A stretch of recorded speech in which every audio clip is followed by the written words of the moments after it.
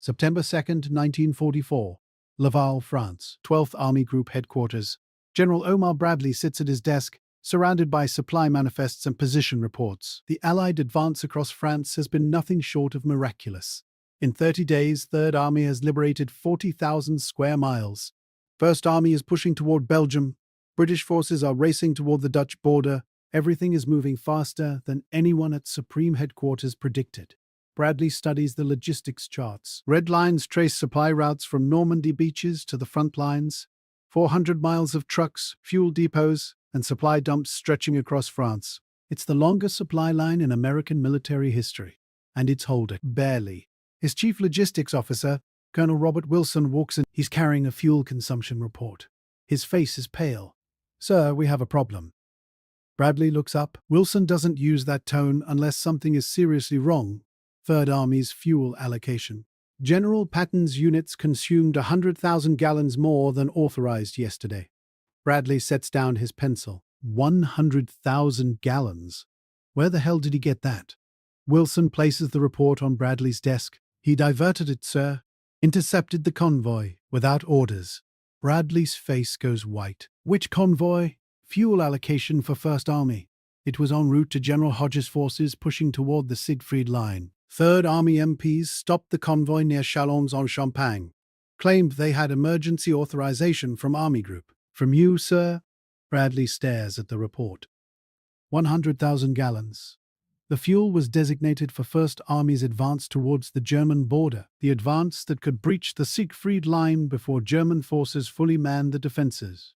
And Patton just stole it. If you want to see how one act of insubordination nearly tore apart the Allied command and changed the course of the war in Europe, hit that subscribe button and ring the notification bell for WW2 War Files. Because what happens next will show you the impossible choice Bradley faced. Stop his most successful commander or let him steal his way across France. Bradley pulls out the logistics map. Red lines showing supply routes from the beaches at Normandy to the frontline armies spread across France. First Army's convoy route is clearly marked. Destination: Hodges' forward supply depot near Reims.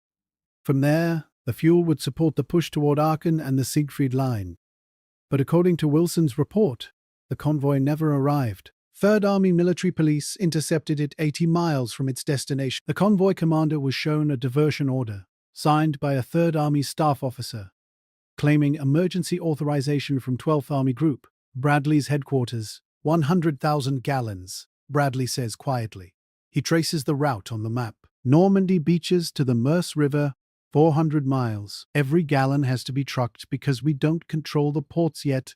How long can Patton sustain operations with what he took? Wilson checks his calculations. 48 hours, sir. Maybe 72 if he's careful. Bradley almost laughs. Patton doesn't do careful. The numbers tell the story. Third Army has advanced 600 miles in 30 days. From the breakout at Normandy to the German border, they've consumed fuel at 3 times the planned rate. Supreme Headquarters has already cut Patton's allocation by 140,000 gallons per day to prioritize Montgomery's Operation Market Garden in the north. Patton was supposed to transition to defensive posture. Instead, he's stealing fuel from other American units. "You're certain about this?" Bradley asks. "Yes, sir. The convoy commander has the diversion order. Third Army staff officer's signature. Claims it came directly from you." "It didn't come from me." "I know, sir." Wilson hesitates. "First Army called an hour ago. General Hodges wants to know why his fuel was rerouted." Bradley closes his eyes. "First Army needs 400,000 gallons per day to maintain offensive operations. They just lost 25% of one day's supply. And Bradley has to tell Hodges that Patton took it." "Where is Third Army now?" Wilson points to the map. "They crossed the Meuse River this morning. Here, 50 miles beyond where we expected them to stop." Bradley stares. "That's impossible. Third Army was supposed to be out of fuel. They were supposed to halt their advance yesterday, but according to the position, we're still advancing, running on stolen fuel." And when Bradley called Patton to demand an explanation, what Patton said would push their friendship to the breaking point. Bradley picks up the field telephone. Direct line to Third Army headquarters. It's 1300 hours. He waits while the connection goes through. 4 rings. Then Patton's voice. "Third Army." Patton speaking. "George, I need an explanation. Bradley's voice is cold. You diverted 100,000 gallons of First Army fuel yesterday. There's a pause. Then, I did, Brad, and I've already advanced 50 miles with it. We're at the Meuse River. The Germans are falling apart in front of. That fuel was allocated to Hodges. He needs it for the Siegfried Line push. You had no authorization. I had opportunity. Patton's voice is matter-of-fact. The Germans are running. Their defenses are collapsing. If I stop now, they'll dig in and consolidate. If I keep moving, I can be across the Rhine in a week. Bradley grips the telephone receiver. You can't be across the Rhine in a week because you don't have fuel for a week. You have fuel for 48 hours. What happens then? Then I'll find more fuel. By stealing it from other armies? Bradley stands pacing behind his desk. George, this isn't North Africa. We have a coordinated strategy. Eisenhower's prioritizing Montgomery's northern thrust. You're supposed to be in defensive posture. Defensive posture while the Germans are retreating? Patton's voice rises. Brad, give me the fuel and I'll end this war by Christmas. I don't have the fuel to give you. Bradley's voice is sharp now. We're stretched 400 miles from the beaches. Every gallon is accounted for. Every convoy is designated. What you stole from Hodges means his divisions sit still for a day, maybe two. And what I do with it means my divisions advance 100 miles. Patton's voice is defiant. You tell me which is better for winning this war? What's better for winning this war is following orders. Eisenhower's orders. There's a long pause. Then Patton speaks, his voice quieter but harder. Is that what this is about? Orders? Or is this about Monty getting priority while I'm supposed to sit still and watch? Bradley takes a breath. He's known Patton for years. Trained with him. Fought alongside him in North Africa and Sicily. He knows how Patton thinks. How he operates. And he knows this conversation is about to go nowhere good. George, listen to me. Bradley's voice is measured now. I've defended you. Through Sicily. Through the slapping incident, through every complaint that's come across my desk from every other commander in this theater. You can't just take supplies meant for other armies. Can't I? Patton's voice is sharp. I just did. And you know what? I'll probably do it again if I find another convoy. Because unlike everyone else sitting around debating logistics, I'm actually fighting Germans. Then I'll have no choice but to report this to Eisenhower. Bradley's voice. This is insubordination, George. Report whatever you want. Patton's voice is cold now. But while you're writing your report, I'll be advancing. And when I reach the Rhine before anyone else, you can explain to Ike why you tried to stop me. The line goes dead. Patton hung up. Bradley stands holding the receiver. According to his memoir, written years later, this was the moment he realized Patton had crossed a line. Not just tactically, personally. Patton had looked at the entire Allied supply system, at Eisenhower's strategic priorities, at Bradley's authority as Army Group Commander, and decided none of it mattered more than his own advance. And the worst part? Patton was winning. September 3rd, the consequences hit immediately. First Army's advance toward the Siegfried Line slows to a crawl. Without the diverted fuel, General Courtney Hodges' divisions can't maintain momentum. Tanks sit on roads waiting for resupply. Infantry divisions advance on foot while their mechanized support remains stationary, and the Germans, retreating in disarray just 24 hours earlier, begin establishing defensive positions. They're using the time Patton's fuel theft bought them. Every hour First Army sits still is another hour. German engineers are fortifying the Siegfried Line. Hodges calls Bradley directly. His voice is controlled but furious. Brad, my spearhead divisions are out of gas. Literally. I've got tanks sitting on the road 50 miles from the German border. What happened to my fuel allocation? Bradley has to tell him. There's silence on the line. Then Patton took it, and you're allowing this? I'm not allowing anything, Courtney. I found out yesterday. I've already confronted him. And he used your fuel to cross the Meuse River. Hodges' voice is ice. So Third Army steals from First Army, and Third Army gets rewarded with 50 more miles of advance while my forces sit still. Is that how we're running this war now? Bradley has no answer, because Hodges is right. By every standard of military discipline and chain of command, Patton should be relieved, court-martialed even. But Bradley knows what will happen if he recommends Patton's relief. Eisenhower will ask one question. Is Third Army still winning? And the answer is yes. September 4th. General Dwight D. Eisenhower, Supreme Commander of Allied Forces in Europe, summons Bradley to SHEF headquarters in Granville. The meeting is scheduled for 0900 hours. Bradley knows what's coming. Eisenhower has received reports from Hodges, from Montgomery, from the Logistics Command. Everyone is complaining about Patton. Bradley walks into Eisenhower's office. Ike is standing at the map wall, studying the position of Allied forces across France and Belgium. He doesn't turn around when Bradley enters. "Brad, I need coordination, not competition." Eisenhower's voice is measured, controlled. "If Patton is operating independently, refusing to follow supply protocols, you need to bring him in line. Or I will." Bradley stands at attention. "Sir, I've confronted him. I've made clear it's unacceptable. And yet, Third Army diverted another convoy yesterday." Eisenhower turns now. "Did you know that?" Bradley's stomach drops. "No, sir. 20,000 gallons. Designated for Ninth Army. Patton's staff intercepted it near Verdun. Same method. Claimed emergency authorization that doesn't exist." Eisenhower walks to his desk, picks up a logistics report. Third Army's fuel consumption is 400% over allocation. They're consuming more fuel than First Army and Ninth Army combined. And they're doing it by stealing from other units. But here's the problem. Eisenhower doesn't say out loud. Patton's advance is working. September 4th position reports show Third Army has reached the Moselle River. They've advanced 100 miles in 72 hours. They've captured 20,000 German prisoners. Every intelligence report confirms German forces in front of Third Army are collapsing faster than anyone predicted. Bradley knows what Eisenhower is thinking, because he's thinking the same thing. "George is out of line, sir." Bradley's voice is careful, but he's also winning. Eisenhower meets his eyes. "Winning battles. But we need to win the war. And that requires logistics, not just audacity. I'm prioritizing Market Garden, Montgomery's northern thrust. That means Patton's fuel allocation is being cut by 75% effective immediately." Bradley nods. "I'll inform him, sir." "And, Brad?"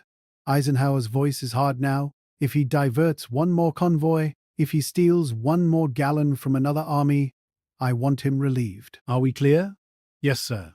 But both men know the reality. Relieving Patton means losing the most aggressive, most successful combat commander in the European theater. And with the Germans still fighting, with the war still undecided, can the Allies afford that? September 5th. The chaos peaks. Third Army runs out of fuel. Completely. Every tank, every truck, every vehicle. They're 150 miles beyond their supply lines deep in eastern France, and they're immobilized. Patton's divisions sit on the roads leading towards the German border, and German forces, given 72 hours to regroup because of First Army's delayed advance, begin counterattacking. Third Army, without fuel for maneuver, takes casualties defending static positions. Patton sends a message to Bradley. The text is brief. "Halt due to fuel shortage. Request immediate resupply. Germans are digging in. If we don't move soon, we'll face fortified positions all the way to the Rhine." Bradley reads the message. His first instinct is to type a response that his aide drafts but never sends. "You consumed fuel allocated for 3 days of operations in 48 hours. You diverted supplies meant for other armies.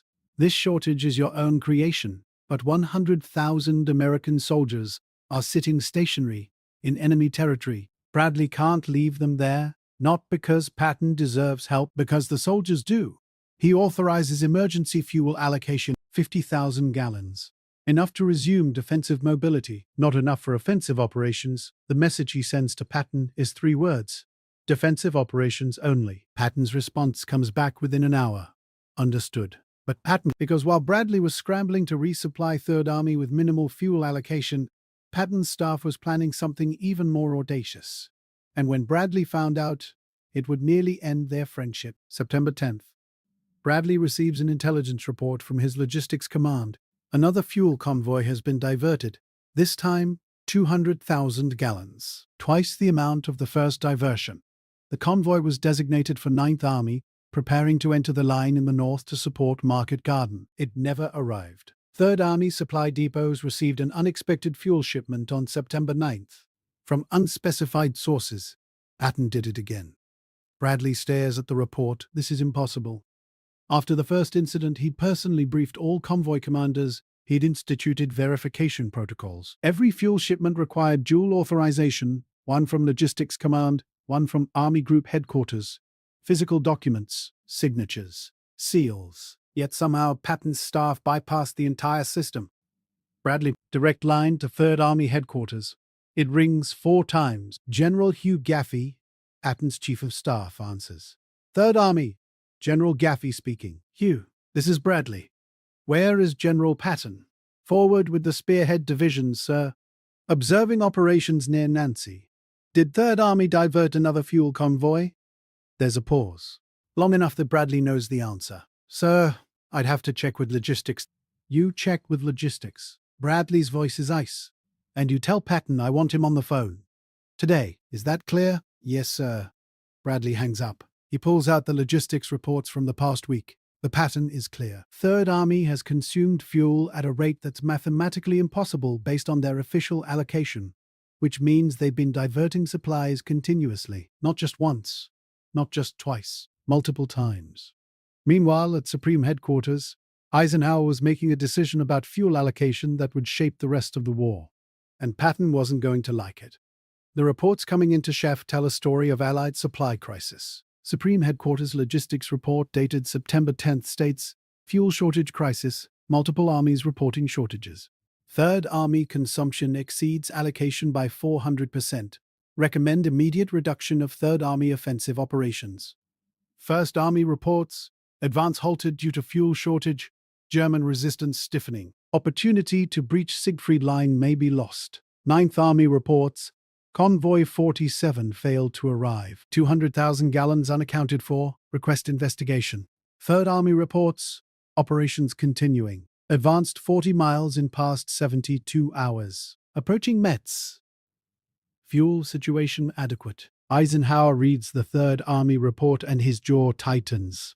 Adequate. 3rd Army's fuel situation is adequate because they're stealing from everyone else. He calls his logistics chief into his office. I want a complete audit of 3rd Army fuel consumption, every source. I want to know how they're getting fuel they're not authorized to have. The logistics chief nods. Sir, preliminary investigation suggests 3rd Army is intercepting convoys using forged authorization documents. Forged? Eisenhower's voice is sharp. Yes, the signatures appear authentic. But when we verify with Army Group, no such authorizations were issued. Eisenhower stands. Walks to the map. 3rd Army's position is marked in blue. They're approaching Metz and Nancy, 20 miles from the German border, farther than any other Allied army, and they've gotten there by This has to stop, Eisenhower says quietly.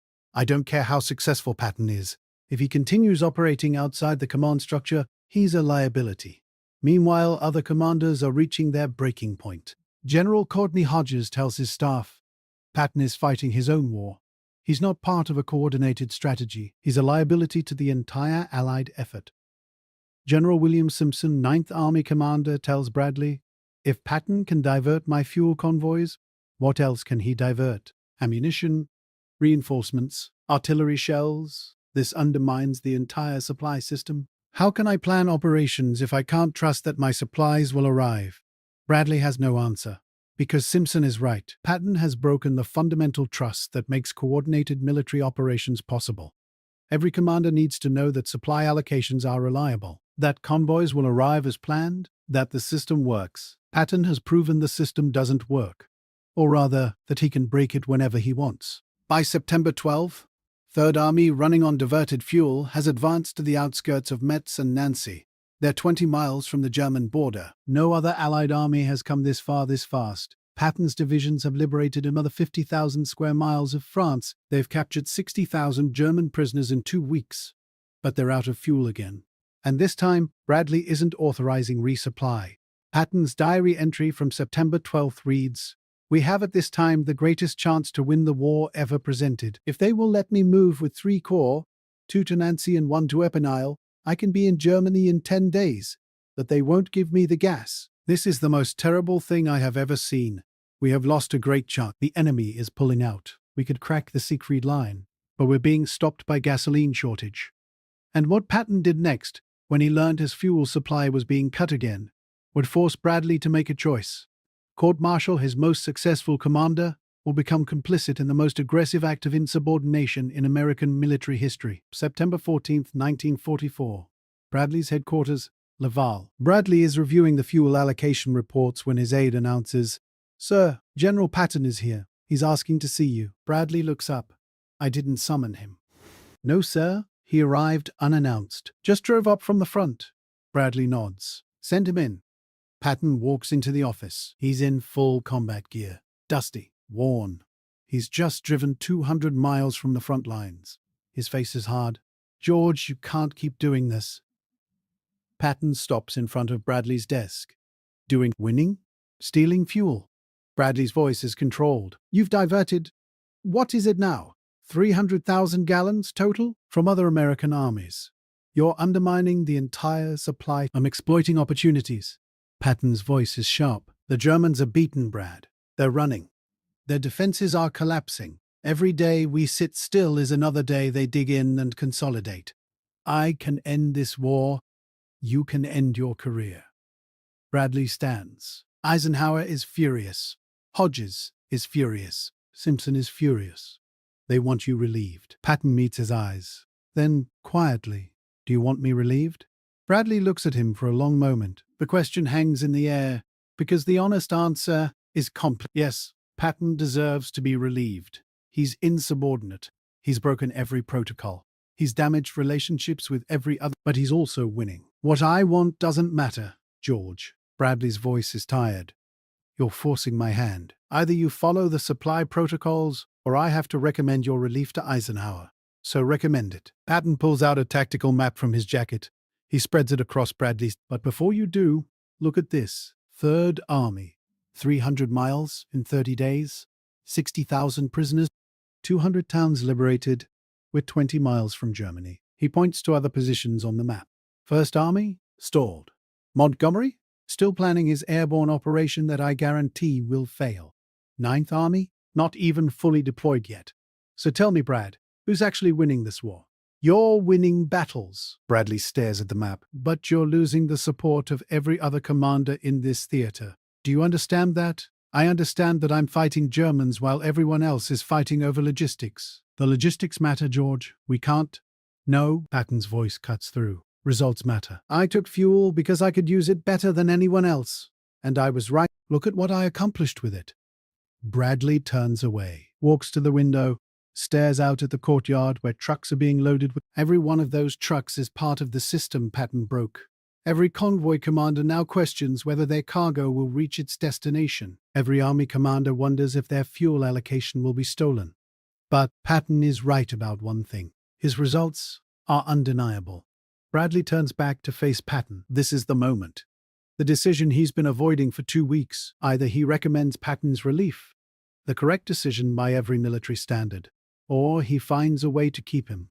"George, you're probably the best tactical commander I've ever seen." Bradley's voice is measured, deliberate. "You're also the most insubordinate. You steal supplies. You ignore orders. You treat this war like it's your personal campaign." He pauses. "But you know what the hell of it is. You're right. You do use that fuel better than anyone else. And that's what makes this so difficult." Patton is silent, watching him. "So what happens now?" Patton's voice is quiet. Bradley walks back to his desk, sits down. "Now, I report every diversion to Eisenhower. I document every unauthorized action. And I recommend that your fuel allocation be cut to minimum defensive levels. Not because I want to, because you've made it impossible for me to justify giving Brad. But I'm not recommending your relief." Bradley meets his eyes. "Because you're right about one thing. You are winning. And as much as you drive me crazy, as much as you undermine everything I'm trying to coordinate, we need you winning." The words hang in the air. Bradley has just admitted something both men already knew, that sometimes the rules matter less than the results. That Patton's insubordination is inexcusable but also irreplaceable. That the Allied war effort needs what Patton provides, even if it means accepting what he takes. These words captured the impossible position Bradley faced. By every military standard, Patton should have been relieved. He'd stolen supplies, ignored orders, damaged relationships with every other Allied commander. Court-martial would be, but he was also the most effective combat commander in the European theater. His results were undeniable. Bradley's genius wasn't in controlling Patton. That was impossible. It was in containing him just enough to keep him useful while preventing him from destroying the Allied command structure. Bradley was admitting that sometimes winning requires tolerating the intolerable, that Patton's flaws and Patton's strengths were inseparable, that you couldn't have the aggressive commander who advanced 300 miles in 30 days without also having the insubordinate commander who stole fuel from other armies. Patton nods slowly. I understand. Do you? Bradley's voice is hard. Because your fuel allocation is being cut 75% starting tomorrow. Eisenhower's orders. Priority goes to Market Garden. You're transitioning to defensive operations. For how long? Until the supply situation stabilizes. 3 weeks? Maybe a month? Patton's jaw tightens, but he doesn't argue. He knows Bradley has protected him, that a different commander would have recommended it, that this outcome, restricted fuel but retained command, is the best he could hope for. Thank you, Brad. Bradley doesn't respond. Patton salutes and leaves. September 15, 1944. Eisenhower issues new supply directives. Priority goes to Montgomery's Operation Market Garden in the north. Patton's Third Army fuel allocation is cut by 75%. Third Army transitions to defensive operations in eastern France. Not because of German resistance, because of fuel shortage. Third Army remains essentially stationary for 3 weeks while supplies are redirected north to support Market Garden. September 17th. Operation Market Garden launches. The airborne assault is supposed to capture bridges across the Rhine and open a corridor into Germany. It's the operation that received priority over Patton's advance. The operation that got the fuel Patton wanted. It fails. British airborne forces are surrounded at Arnhem. The bridges aren't. The corridor doesn't open. By September 25, Market Garden is officially a failure. The largest airborne operation in history accomplishes nothing. The fuel that could have supported Patton's advance to the Rhine, the fuel that was diverted to Market Garden instead, bought nothing. Patton writes in his diary, Market Garden was a bad idea from the start. I could have been in Germany while Monty was planning his airborne circus. By October, fuel supplies stabilize. The ports at Antwerp open. Supply lines shorten. Third Army resumes offensive operations. They fight through the winter. Advance into Germany. Reach the Rhine by March 1945. But the opportunity Patton saw in September, the chance to reach the Rhine while German defenses were still collapsing, before the Siegfried Line was fully manned, before winter set in, that opportunity was gone. Post-war military historians still debate the question, what if Patton had been given fuel priority in September 1944?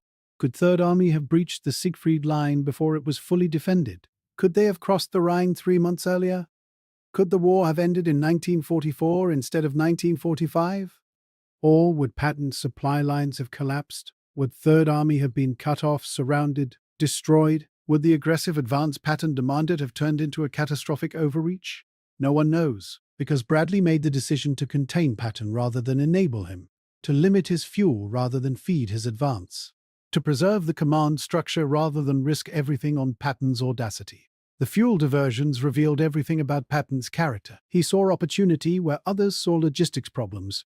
He believed tactical success justified any method. He'd rather win and face court-martial than follow rules and sit still. He was willing to break the system to prove the system was wrong. But it also revealed Bradley's leadership. He could have relieved Patton. Many commanders would have. The insubordination was documented. The violations were clear.